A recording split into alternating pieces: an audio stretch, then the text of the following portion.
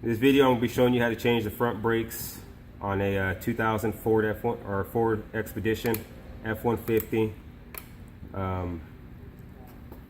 This one's a one-piece. It comes with the front hub, the wheel bearings, inner and outer, studs, as well as the rotors, all one piece. The bearings obviously aren't one piece; they're two separate pieces inside there. So I have my rigid impact with 13/16 socket. You're gonna need some wheel bearing grease, brake parts cleaner. I don't recommend using a sledgehammer. It's what I have, so it's what I'm gonna use. I've done this thing 1,000 times, so I know how to use it the right way. If it's your first time doing it, get a mallet. Flathead screwdriver. You're gonna need an 18mm socket. I've done this job 1,000 times. I'm using a 12-point. I know how to use it the right way. If this is your first time doing it, I recommend grabbing a 6-point. Okay, so mine's a 12-point. You can see all the stars inside there. Don't use a 12-point if this is your first time doing it. If you don't know how to use a ratchet the right way, 9 times out of 10 you're going to strip the bolt, and you're going to be in a bigger mess than what you are right now. You're going to be YouTubing how to take off strip bolts. So grab you a 6-point. You're also, for this particular vehicle, you're going to need a T45. That's what it looks like. It's a Torx to get the caliper off. Obviously, you're going to need your brakes, and you're going to need your new rotor.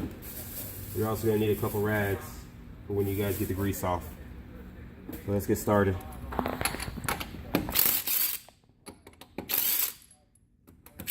And no, this thing is not that strong that it just takes off lug nuts like that. I already broke these loose.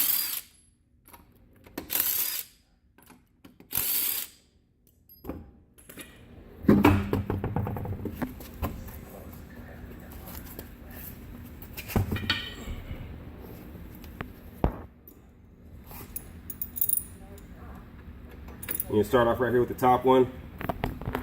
Get it just kind of loose a little bit. I like to just break them both loose before I do anything else. Come here with my larger screwdriver. Press the caliper piston back just a little bit to give me a little bit of room to play with on the caliper. This is the way I do it. If you guys have comments inside there about me doing it the wrong way, up at the top of the YouTube video, you can make your own video showing people how to do it the right way. This is how I do mine. Once you break the caliper nuts loose, you can just take the socket off of the ratchet. You can actually just twist it by hand. You zoom in right here, there's a boot. I'm gonna put it back on there for you guys. There's a boot right here.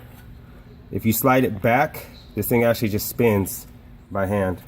You can get it off relatively fast, so you're not sitting there wasting time ratcheting the ratchet back and forth. Okay, so it comes off pretty quick. The same thing with the bottom one. That's your caliper bolt. This part right here is the slider area. Basically the caliper sits on there, it's tight, and this thing slides back and forth like that inside there. Every time you hit the brakes, it allows it to push in. The caliper slides. Okay, don't throw these things on the ground. Put them somewhere where they're not going to get dirt on them. And the same thing with the bottom one. Just keep turning it. Once you get a little bit of play on it, the boot that's on there, just push the boot towards you, pull it in this way. You'll feel the boot come off of the caliper bolt. And then after that, you can just twist it by hand. Relatively easy. It comes right off.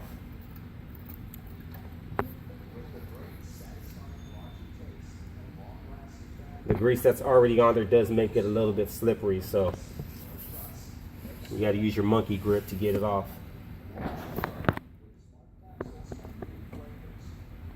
You can also pick up the caliper a little bit if it gets stuck, like this one's starting to.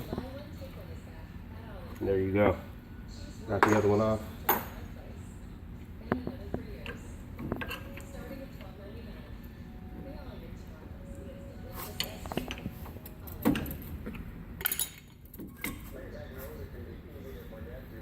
Calipers off. And here are the brakes. There's one pad. There's the other pad. These ones are alright. You can see how right here on the inside they're starting to curl. It's from the grooves that are right here on the rotors. These rotors are no good. You can see how deep the groove is on there. It's almost 1/8 of an inch, it looks like, going inside. So this customer right here, they had a lot of play inside the rotors as I was driving the vehicle. You just rub your finger across it just a little bit and you can actually feel the rotor where it touches and it doesn't touch. You can feel the difference inside of it. Okay. Now you're gonna get your 18 millimeter. Me, I don't like to stress myself. I have a large breaker bar right here, and what I do is I'll get underneath the chassis, right there on there, and just pull down just a little bit. Broke loose. Same thing with the bottom one. Big breaker bar, put it on there, just push down on it. Broken loose.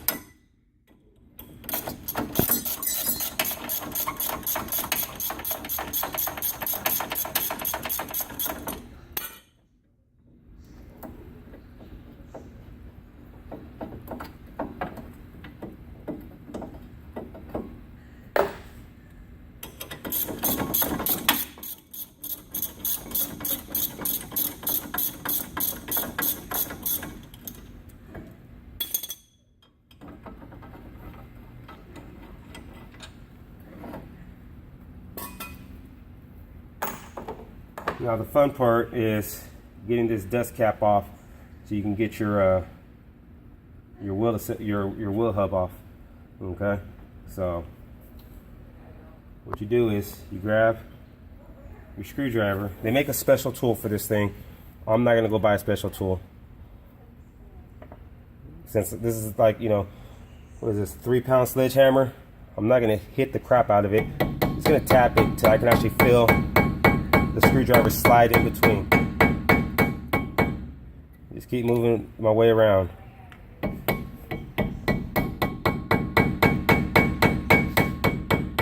There it goes right there. It just went in between. So I'm just gonna put a little bit of pressure on it, pushing it back. It starts coming loose. Okay, so now there's a bigger groove inside there. Just work my way around it. Where it doesn't go in, I'm just gonna come back just a little bit and push it. Now it goes in there, and then just keep going. And once I can't do that no more,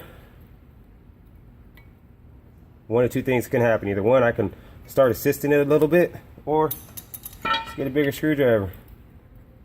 Take it off. Okay. Now you have a cotter pin that's right here. What this cotter pin does is the castle housing that's on here. This cotter pin slides in between there and stops that from spinning loose. Okay. So you can use pliers. You can use whatever it is you want to use. I'm just going to use a screwdriver. Me personally, like I said, there's a right way and a wrong way to do it. I've done this thing. This is the way I do it, okay? Straighten it out, push it up, pull it out. Put all these things inside the dust cap. That way they don't get dirty. You don't want them to get anything. This is that castle, the castle top. Castle nut, castle retaining, whatever you want to call it. There's a right name for it.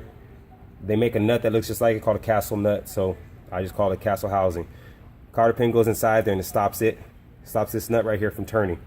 Okay.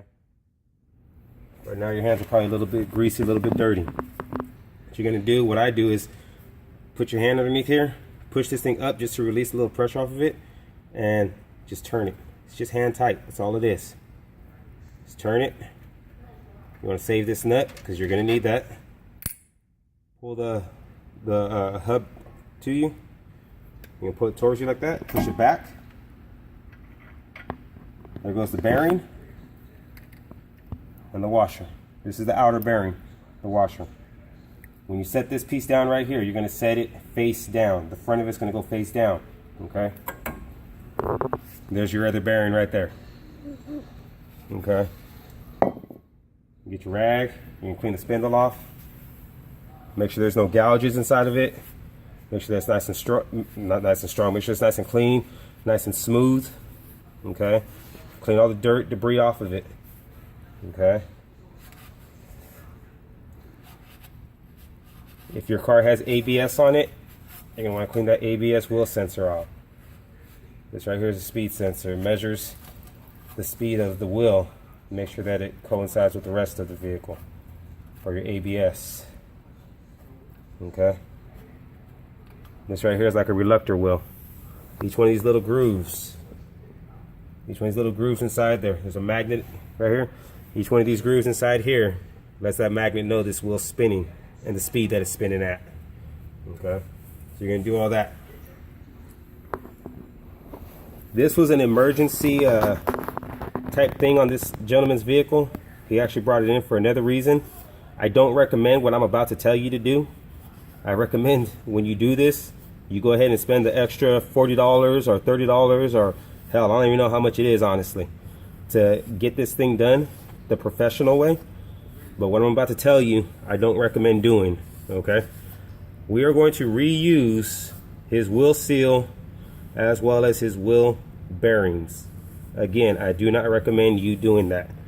Just because I'm going to reuse them and there's no warranty on it for this particular vehicle doesn't mean I'm just going to install them the way that they are. I'm going to try to keep them in the best condition that I possibly can and go that route.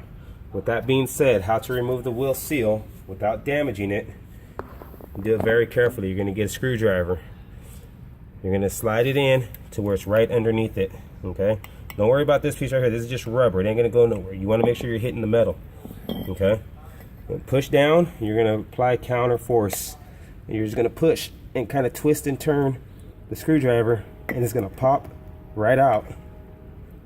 At the same time, make sure you're always against the bore of the wheel of the hub. There it goes. Okay, and did that without damaging it. All right, you want to clean this thing and try to make it look as good as possible. You don't want none of this old nasty grease. It really doesn't really matter. It's not too bad, but still, you want to get as much contamination off of it. Okay, again, don't recommend doing this. You know, these wheel cylinders, I mean, these wheel seals, they're about, I don't know, $3 or $4 or something like that. The wheel bearings, maybe 15 bucks per side. That's $34, $38, maybe 40 bucks with taxes. This particular vehicle, he's already in here a good amount right now, and he couldn't afford just the extra. He barely could afford the brakes to get done. You know, I don't dig into people's financial things. You know, he's spending a lot of money on everything else that had to get done. It's just I declined to do the test drive on these brakes. So what he did was he said, let's go ahead and get the brakes done, and that's what we're doing. It's just the brakes and the rotors. Okay, so I'm going to clean the inside of the race. You can clean the actual bearing itself. Get as much of the old grease out as possible. Okay, reassembly, super fast. Get a clean rag down here, actually.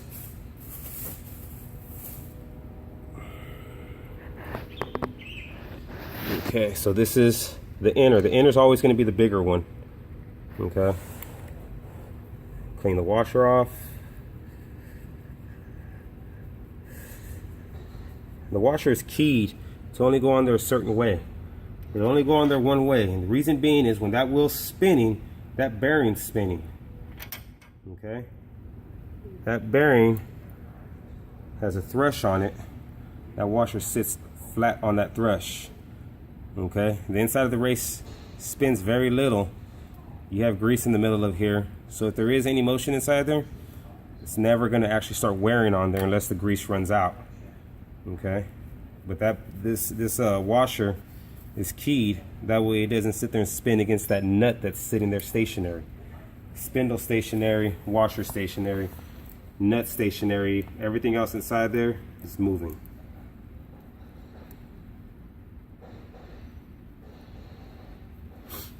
The way you check these bearings too, when you guys have them on your vehicle, there's nothing wrong with reusing bearings. Do I recommend doing it? No. If you're in a pinch and you kind of need to, I'll show you exactly how to do it. Okay, I'm going to show you what a bad bearing looks like and what a good bearing looks like. What you're going to do is you're just going to get your finger inside the bearing. You're going to start pushing it. Okay, see how the bearing inside is actually collapsing? See? This bearing is pretty much no good now. Okay, and I'll advise the customer, hey, you know, on your next paycheck, man, you might want to really bring this vehicle back in. Let's get these bearings changed out. Highly recommend doing it. Okay, this bearing right here is actually pretty shot. Okay, You can put more grease inside there. Is it gonna save it? Maybe. Do I think so? No.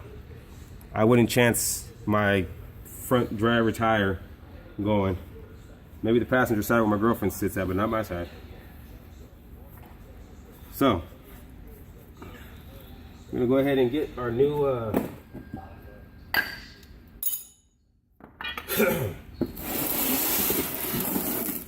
and get our new rotor, our hub assembly, I guess you want to call it.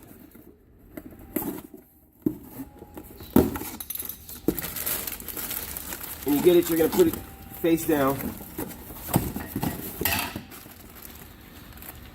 Me personally, I never open up the bag all the way. I just open up where I need. There's grease and oil on here already, but I don't want to add high temp grease to the mix. Okay. What I like to do is get your 2 fingers, get your glob of grease, and just put it inside here. And watch out because it's sharp inside there. Okay, so don't just force your hand inside there. You will slice yourself, cut yourself. Especially if you got, you know, smooth hands. If you got more coarse hands, this is something that, you know, you're a gardener or work around machinery or oil fields or whatever. I highly doubt you'll slice your hand, but you know, if this is your first time actually touching grease, yeah, you're probably gonna hurt yourself. You're gonna get your big one, grease the inside. Okay, you're gonna apply a nice liberal amount, nice thick coat on the outside. Okay, something like that. That's what it's gonna look like, a nice thick coat. Okay.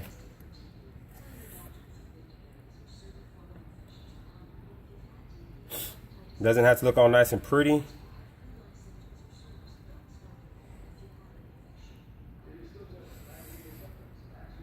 Simple, just like that. You're gonna drop it inside here. Okay. Push it down just a little bit, nothing major. Okay. Get all the excess grease off your fingers so don't get everywhere. Now you're gonna get your, at this point I'll tell you, get your new wheel seal. Okay. You get your wheel seal. And the rubber lip is gonna go facing outwards. Don't face it inwards. It's not even gonna seal in there right. It's gonna face outwards, okay? So you're gonna put that on there where it's nice and neat. A lot of these I can push in by hand. I've done this for a cool little minute, pushing it by hand. If yours doesn't go in by hand, it starts going in the crooked or something like that, don't start beating the shit out of one side. Pull it back out. Put it on there nice and neat. Get your 2x4 piece of wood, lay it on there so it's flat, give one nice hit in the middle. Take it off, look at it. Don't just keep beating. Look at it, okay? So what I like to do is make sure that everything's nice and neat, nice and sealed on there, okay? You're gonna get you a little bit more grease, okay? You put it all over the spindle.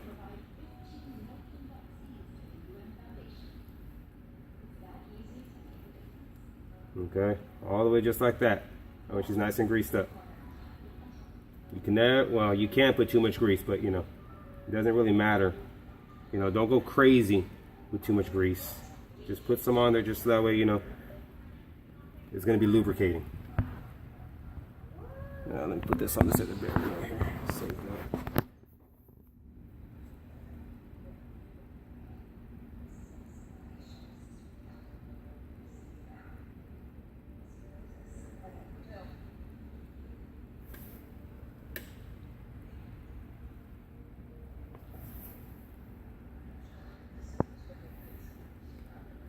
Okay, so now what you're going to do is you're going to grab your hub assembly, your rotor, your disc, whatever you want to call it.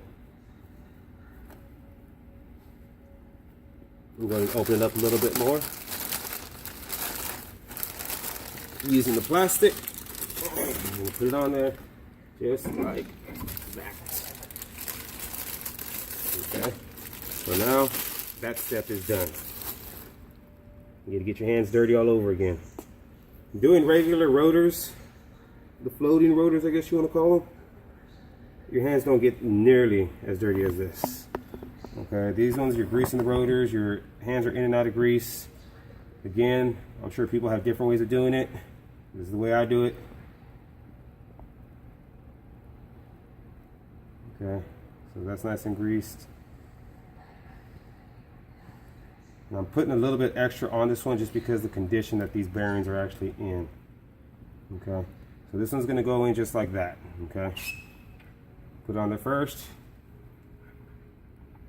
Kind of lift up just a little bit, and just like that. Sometimes it'll hold itself, sometimes it won't. I've never had it not. It's always kind of stood there like a retard. So after that, you're going to get your washer. You don't have to put no more grease on it. I like to just put a little bit on the front of it, on the face, just that way I know for sure that there's some there. Like I said, it's keyed. It's only going to go on there one way. There that goes. You're going to grab your nut. Make sure you clean that off.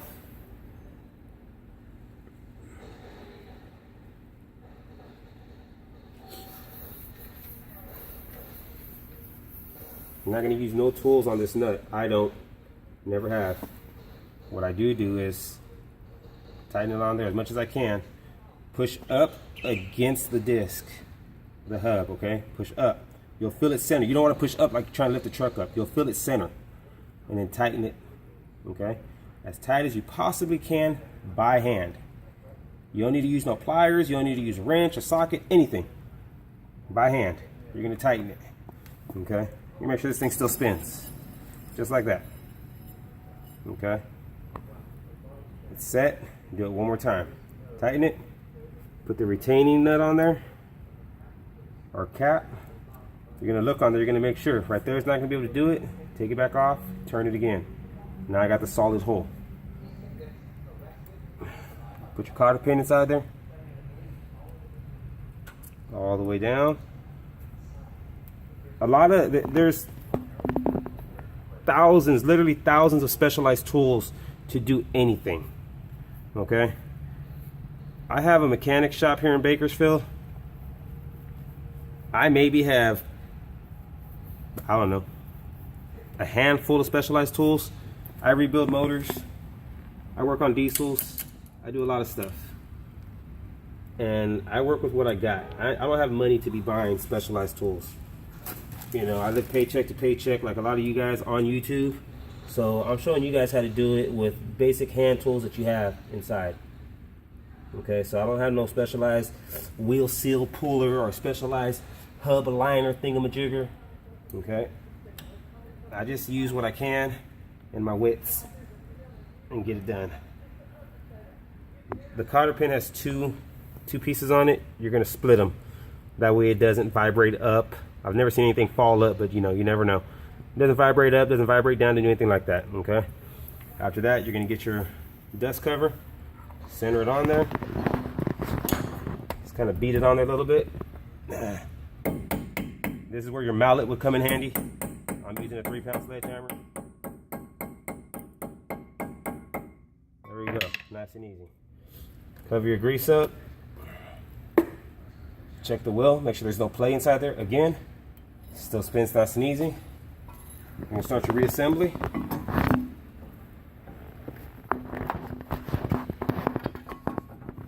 Put these bolts right here. One on the top, one on the bottom.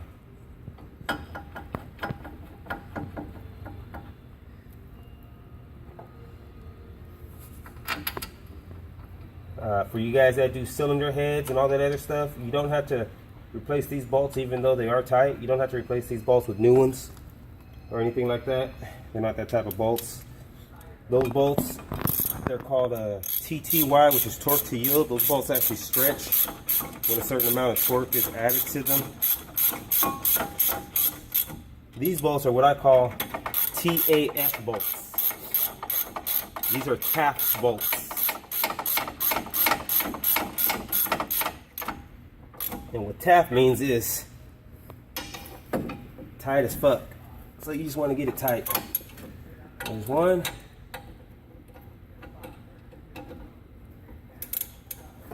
And I'm just using the lower control arm.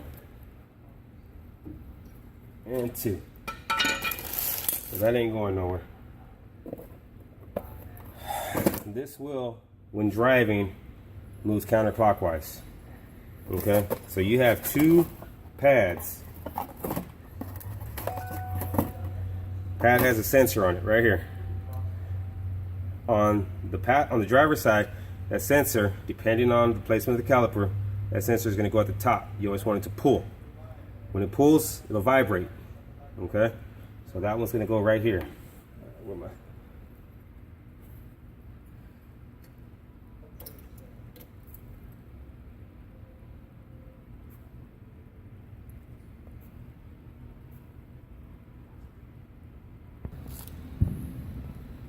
Okay, so there's that one. And yes, I know I didn't put no grease on the pads. I know that. You guys don't need to leave the comments on there about it.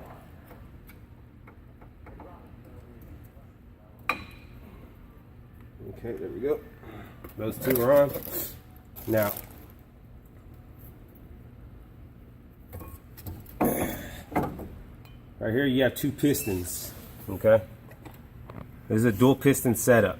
What that means is there's two pushing forces against the pad on here, okay?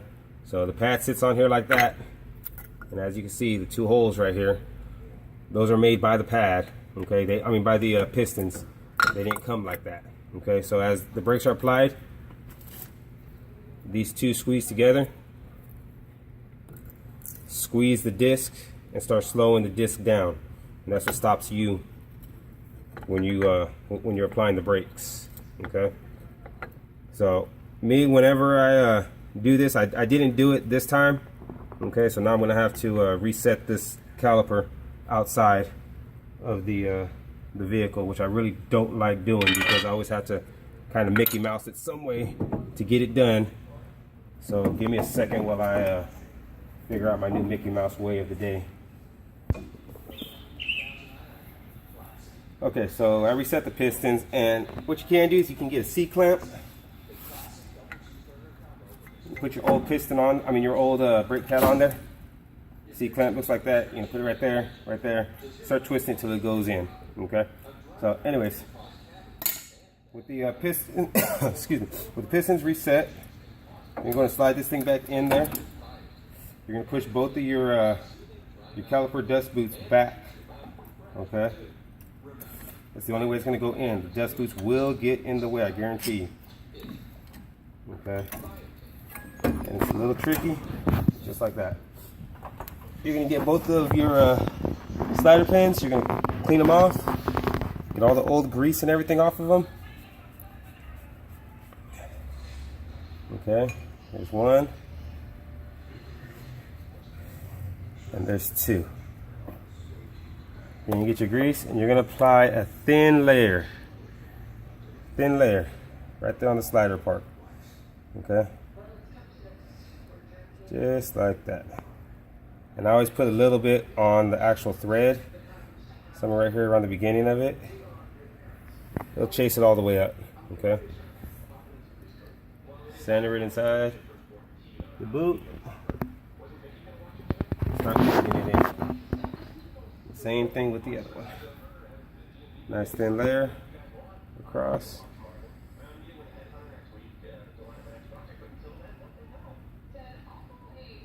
Just like that.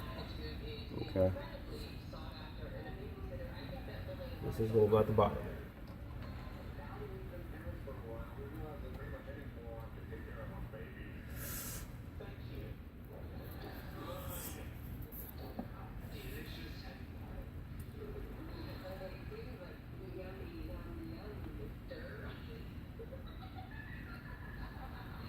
Alrighty.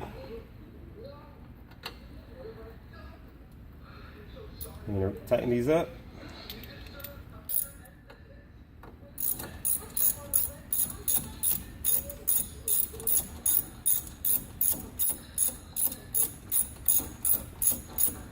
When you do start the vehicle back up again, make sure you pump the brakes until they get hard. If they never get hard, or I'm not going to say hard, firm, there's an issue. You may have to bleed the system for one reason or another. check. Make sure you have no leaks. Have somebody else out here, not under the vehicle while you guys are underneath it. I mean, while you guys are in the vehicle. Have them out here just checking to make sure when you press the brakes that there's nothing leaking.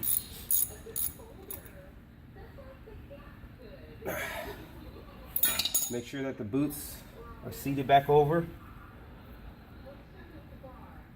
By doing that, you can just squeeze them and twist back and forth and kind of pull a little bit if you have to.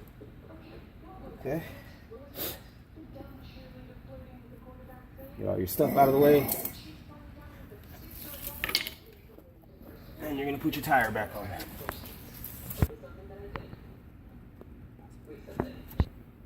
All right, after you tighten those caliper bolts, you can get your can of spray. I kind of just spin it just a little bit. Actually, I'm going to spin backwards. I'm just going to spray to get it all cleaned off. Same thing right here with the other side too, even though I really can't see it. Just to make sure I got all the grease for my hands and everything else like that on there. Okay. This is Mopar for Dodge, but it'll work on Ford, it'll work on anything. It's freaking brake fluid. I just bought it from the Chrysler dealership here. It's cheap. It's not for Mopar only. Grab your wheel, put your wheel back on. You guys will be good to go.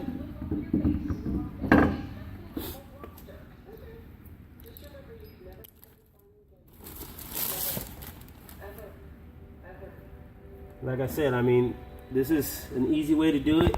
It's the way that I do it, with no special tools. A lot of the videos that you guys will see me do, I have no special tools.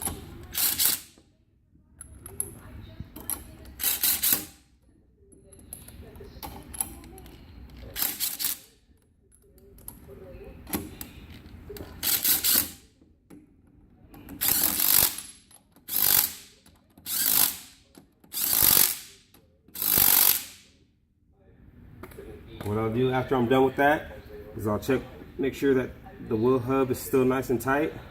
I'm going up and down, make sure it's nice and firm. When you go up and down, you're gonna have a little play, but that's gonna be from ball joints, that's gonna be from control arms, that's gonna be from a lot of different stuff. Okay, so I'll show you guys in different videos how to check that. And honestly, it might be on the same vehicle just because the ball joints are no good on here. The upper and lower is very common on Ford truck, very common on the Ford Panther chassis, which is the Crown Victoria, the Grand Marquis, the Lincoln Town Car. Always issues with the ball joints. So you hear them cars going down the street and they're squeaking like a freaking 20-year-old spring bed. Okay, so that one's nice and good. I'm going to let it down, start the vehicle up, tighten everything back up, make sure everything's good.